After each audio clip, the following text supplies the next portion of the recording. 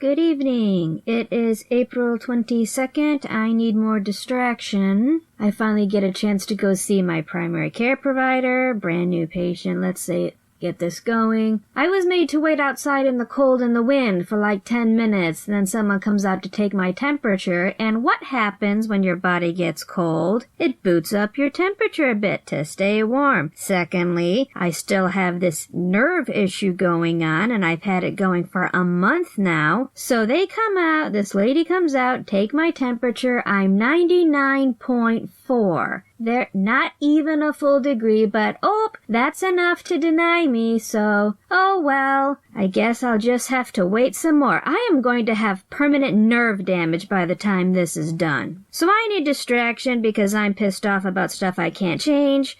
So we're going to talk about Ms. Reed again. I'm going to summarize her January 19th vlog, which is actually an interesting from a retrospective, given how here in April we can see just how much of these things have completely dropped off of her earth. So January 19th, it's one of her sit-down videos. Looks like she's in her bedroom. It is 16 minutes and 54 seconds long. Titled She's Back and She's Scared. She says she had tonsillitis, she had white stones on her tonsils, she was in so much pain, she could barely swallow her own saliva, her words. I'm sure this had nothing to do with how much food she was or was not able to eat, and she was in bed for like 11 days straight. It had nothing to do with her weight loss, I'm sure. She wants to film her weight loss journey content, but she's afraid to. Because this time she doesn't want to be compared to other weight loss YouTubers. She doesn't want to be told, why aren't you using this much weight? Look at how much this other YouTuber lost.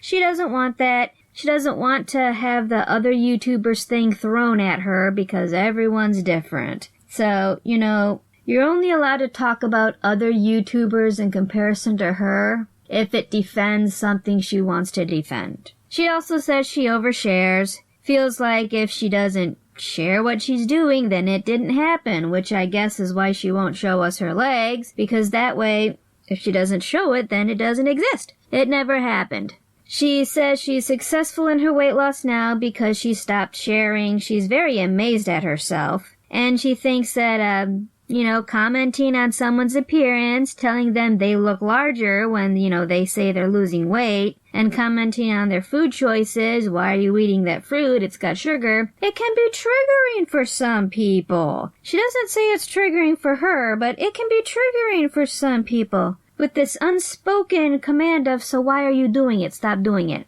Anyway, she does not want to be held to standards. There's actually an interesting little clip here where she outright says her YouTube channel has been nothing but gaining. She has no standards. Why are we holding her to standards? She also has a rather odd cut when she talks about how she used to be open on YouTube and now she has a wall up. She went from being totally open to having a window to having a wall up. She's afraid of being accountable to her viewers. She says some want her to gain weight, others want her to lose. And so she's not going to do Wednesday weigh-ins. She's not going to have a schedule. Being accountable to her viewers is gross. I still say, and I'm not alone in this, that if she truly was losing weight, she would just love to rub it in our faces. To be able to prove it so she can say, ha ha, you jerks, I told you I was. I mean, why would you, if you are so upset, even as you say that you're not affected, if you are so upset about people telling you that you're bigger, why would you ever just ignore the chance to rub it in their faces? If she was actually losing, I say she'd be happy to weigh in so she can tell everybody to suck it. And then she has this fine little speech, which I'm also going to show clips from, just for, she's accountable to herself now. She just wants to share her journey. She doesn't want any questions. She does not want any judgment. She does not want any accountability. She doesn't need accountability. She just wants the praise, I'm assuming then. She does not need accountability. She is accountable to herself. And, she's different now. She thinks differently about the weight loss. She has never wanted it so badly that she is now her own support. And, she's never had that before. She does mention very briefly that she is eating her food, all of her food, within a 6-hour window. So, it sounds like intermittent fasting. Okay. But she is her own support now. It's nice that she's very grateful for the people who do support her, but she doesn't actually need that support.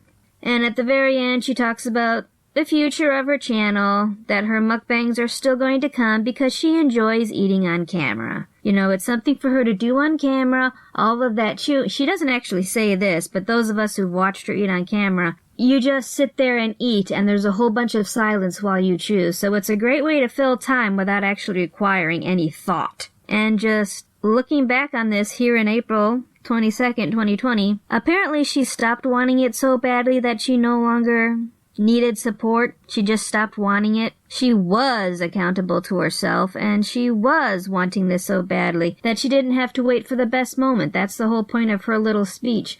When you truly want something so badly, you don't wait until your support system's there. Well, Even though you guys know I've been on YouTube for over 6 years and I've done nothing but gain over 200 pounds, so it's like, why am I held to such a crazy standard when you guys know I have no standard at all? Like, years later, I like had a window in between me, my journey, and YouTube. They're like, well, it's a good way to be accountable.